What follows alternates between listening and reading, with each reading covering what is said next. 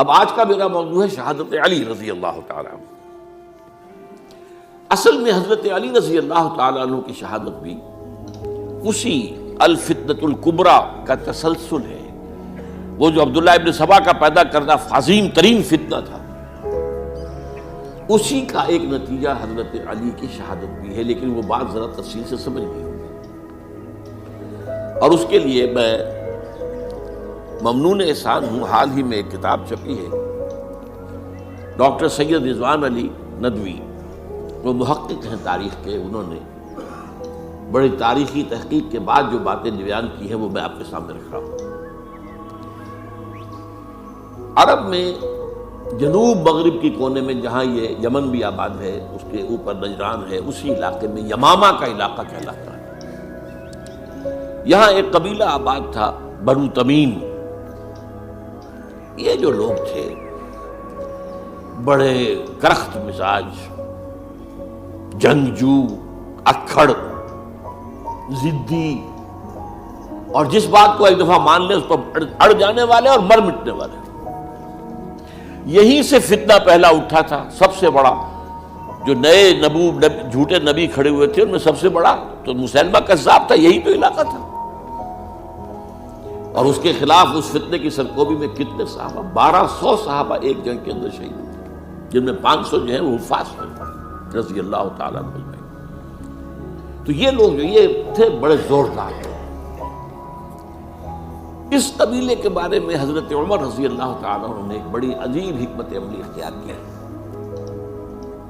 ان کو وہاں سے اکھاڑ کر اور ایران کی سرحدوں پر آباد کر دیا، اب جہاں پر جہاد ہو رہا تھا،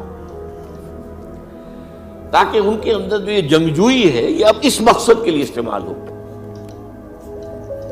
اب وہ دارالاسلام کی توسیع کے مقصد کے لیے استعمال ہو۔ اور وہ ہوئی۔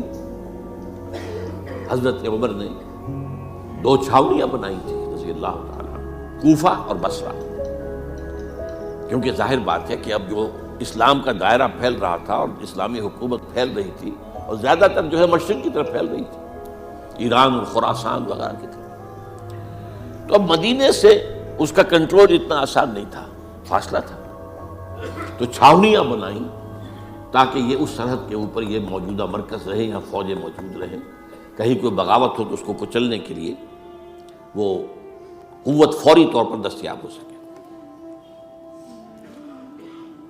یہ لوگ ہیں کہ جو عبداللہ ابن سبا کی فتنے سے سب سے زیادہ متاثر ہوئے۔ ان کی مزاج میں وہ کجی تو تھی نا۔ حضرت عمر بھی ان کا جو ایک مضبوط کنٹرول تھا انہیں دبائے رکھا ہے، اور ان کا رخ جو ہے ایک دوسری طرف موڑ کر اس سے اسلام کو فائدہ پہنچایا۔ لیکن اس کے بعد جب فتنہ جو آیا یہ عبداللہ ابن سبا، تو سب سے بڑھ کر یہی لوگ اس کے ماننے والے، اور انہی میں سے وہ لوگ تھے جنہوں نے جانیں بھی دے دی ہیں، جنہیں حضرت علی نے زندہ جلایا ہے، اس لیے کہ وہ کہتے تھے کہ علی خدا ہے۔ اے علی تم خدا ہو، تم ہمیں آگ میں جلا رہے ہو، یہ تو تم ہمارا امتحان لے رہے ہو۔ وَلَنَبْلُوَنَّكُمْ بِشَيْءٍ مِّنَ الْخَوْفِ وَالْجُوعِ وَنَقْصٍ مِّنَ الْأَمْوَالِ وَالْأَنفُسِ وَالثَّمَرَاتِ، اب وہ اس آیت کو اپنے اوپر منطبق کر رہے ہیں۔ تو یہ جو کرخت لوگ تھے، انہوں نے در حقیقت جو ہے عبداللہ ابن سبا کے کردار میں سب سے بڑا رول پلے کیا، اور انہی کے ہاتھ میں حضرت عثمان شہید ہوئے رضی اللہ تعالیٰ۔ اور اس کے بعد انہوں نے حضرت علی رضی اللہ تعالیٰ عنہ کو اپنے گھیرے میں لے لیا، کیونکہ انہی کی کثیر تعداد موجود تھی مدینے میں جب حضرت عثمان شہید ہوئے۔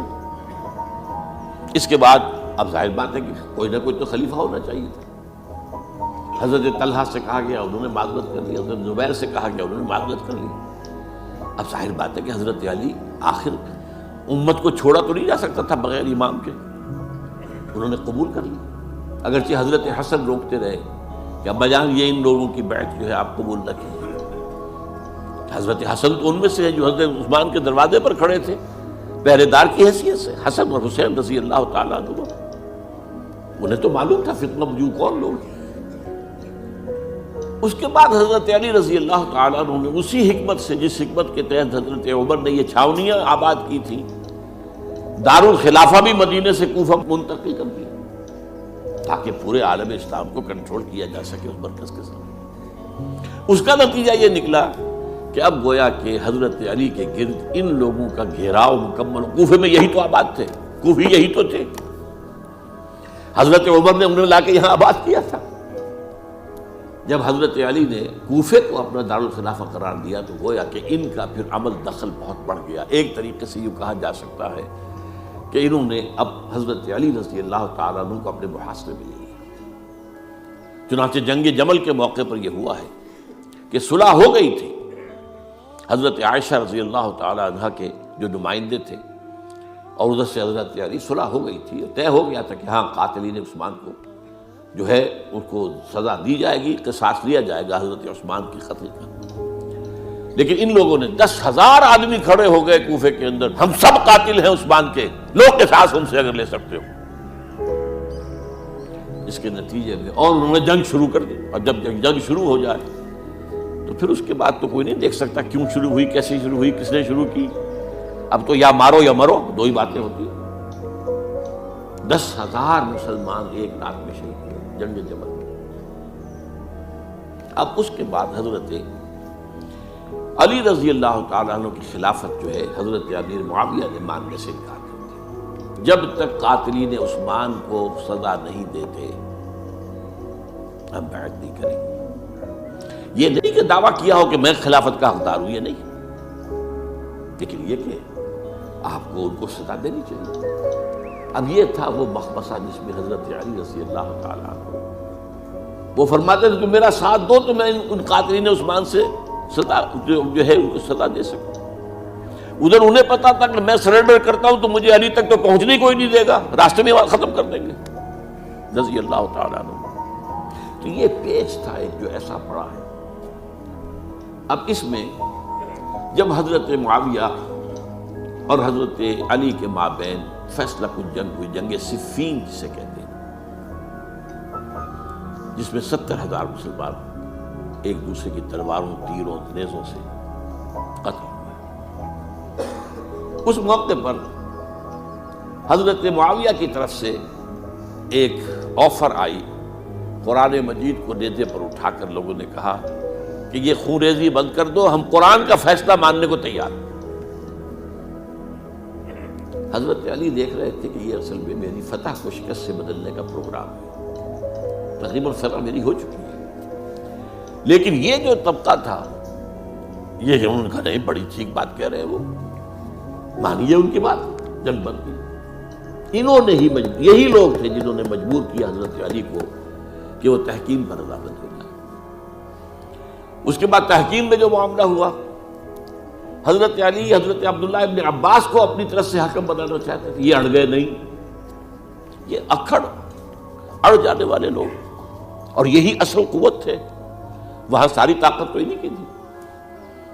تو انہوں نے ابو موسیٰ اشعری کو اپنی طرف سے مقررہ، وہ بہت نرم خو آدمی تھے، انہیں بناؤ. بہرحال جو بھی بات طے ہوئی، اب تاریخ کی روایتوں میں اختلاف ہو سکتا ہے. کہا یہ جاتا ہے کہ طے تو یہ ہوا تھا حکمین کے مابین، ادھر سے ابو موسیٰ اشعری، ادھر سے عمرو بن العاص رضی اللہ تعالی عنہ، کہ آپ اپنے جو کلائنٹ ہیں حضرت علی آپ انہیں معزول کر دیجئے، میں معاویہ کو معزول کر دیتا ہوں. پھر جو ہے مسلمان فیصلہ کر لیں کسی اور کی عمارت کا. انہوں نے کھڑے ہو کے کہہ دیا میں علی کو معزول کرتا ہوں، اور عمرو بن العاص نے کہا کہ میں معاویہ کو قائم کرتا ہوں. اب یہ ہے روایت، واللہ عالم اس میں کتنا سچ ہے کتنا جھوٹ ہے. میں کوئی مورخ نہیں ہوں، میں کوئی تاریخ کا محقق نہیں ہوں. اس کے بعد جو ہے اب یہ لوگ انہوں نے کہا کہ مانیے تحکیم کو، اور جب انہوں نے حضرت علی نے اس تحکیم کے فیصلے کو ماننے سے انکار کیا تو باقی ہو گئے. حضرت علی کو کافر قرار دیا اور جا کر ایک جگہ پر حرورہ ایک جگہ تھی وہاں پر جا کے جمع ہو گئے. جتھا بندی کی بہت بڑی طاقت پر وہاں انہوں نے طے کیا کہ علی بھی کافر ہو گیا، معاویہ بھی کافر ہو گیا، عمرو بن العاص بھی کافر ہو گئے، سب کافر ہیں. حضرت علی کی طرف سے ایک گئے سفیر ان سے بات کرنے کے لیے، تو انہوں نے کہا تم ہی نے تو کہا تھا کہ تحکیم کو تسلیم کرو، کہ ہاں ہم نے گناہ کیا تھا کفر کیا تھا، ہم توبہ کی ہم نے. اگر علی بھی مان لے کہ میں نے مان کر کفر کیا تھا اب میں توبہ کرتا ہوں تو ہم ان کی بات مان لیں گے. اب حضرت علی اس طرح کا جھوٹ کیسے بولتے ہیں؟ انہوں نے تو کوئی کفر نہیں کیا. مہاراج انہوں نے پھر بھی نرمی برتی کہ دیکھو اگر تم کوئی خونریزی نہیں کرو گے، فساد نہیں مچاؤ گے تو میں تمہیں کچھ نہیں کہوں گا. لیکن وہ اپنی ان شرارتوں سے بات نہیں آئے. تو پھر تیسری جو بڑی جنگ ہوئی ہے ان جنگوں میں، جنگ نہروان کہلاتی ہے، حضرت علی کی جنگ خوارج کے ساتھ، جس میں 4000 خارجی جو ہے ختم ہوئے. اور یہ بات اب آپ نوٹ کر لیجئے کہ یہ لوگ جیسا کہ اکھڑ بھی تھے لیکن اپنی بات پر ڈٹ جانے والے تھے، لیکن ساتھ ہی دیندار بھی تھے، نمازی اور روزہ دار بھی تھے.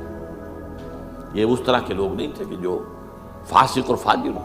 بس یہ مزاج کا ایک ہے، جس بات دل میں بیٹھ گئی اڑ گئے. تو یہ اصل میں انہوں نے پھر فیصلہ کیا کہ اور تو ہمارے بس میں اب کچھ نہیں ہے، ان تینوں کو قتل کر دیا جائے، علی کو بھی اور معاویہ کو بھی اور عمرو بن العاص کو بھی. تو ایک جگہ ان کی سازش ہوئی، 3 آدمی معین ہو گئے، ایک ہی وقت کا طے فیصلہ ہو گیا، فلاں تاریخ کو فجر کے وقت تم جاؤ، وہ تم کوفے کی جامع مسجد میں جب علی نماز جماعت کرا رہے ہو خنجر مارو انہیں. اور یہ اس کا نام ابن ملجم تھا، خارجی، یہ وہی لوگ بنو تمیم کے لوگ. دوسرا جو تھا وہ دمشق میں حضرت معاویہ کو قتل کرنے شہید کرنے کے لیے پہنچ. تیسرا مصر پہنچ گیا حضرت عمرو بن العاص کو. اب یہ بات اللہ کی طرف سے ہے، یہ تو اس کی مشیت ہے، اس کا فیصلہ ہے. حضرت علی پر وار کارگر ہوا، اب شہید ہو گئے. حضرت معاویہ پر وہ وار ذرا اوچھا پڑا، زخمی تو ہوئے لیکن آپ کی جان بچ گئی. عمرو بن العاص اس روز مسجد میں کسی معذوری کی وجہ سے، عذر کی وجہ سے فجر میں آ ہی نہیں سکے، لہذا حضرت علی کی شہادت ہو گئی. اب یہ ہے اصل پس منظر، کن لوگوں نے کیا شہید، اصل میں سمجھ لینے کی بات ہے. یہ خوارج نے شہید کیا، لیکن خوارج کا فتنہ سبائی فتنے ہی کا آف شوٹ ہے، اسی کے ذیل میں ہے، اسی کی ایک شاخ ہے، اسی کا ایک نتیجہ ہے. یہ خوارج جو ہے بعد میں بھی ان کی مسلسل جو ہے وہ جنگیں رہی ہیں. بہرحال اس صورتحال کو یہ سمجھ لیجئے کہ یہ خلفائے ثلاثہ رضی اللہ تعالیٰ عنہ، حضرت عمر شہید، عثمان شہید، علی شہید. عجیب بات ہے کہ تینوں کا نام عین سے شروع ہوتا ہے، عمر عین سے، عثمان عین سے، علی عین سے، تینوں شہید ہوئے ہیں. لیکن یہ کہ یہ ہے تاریخی پس منظر.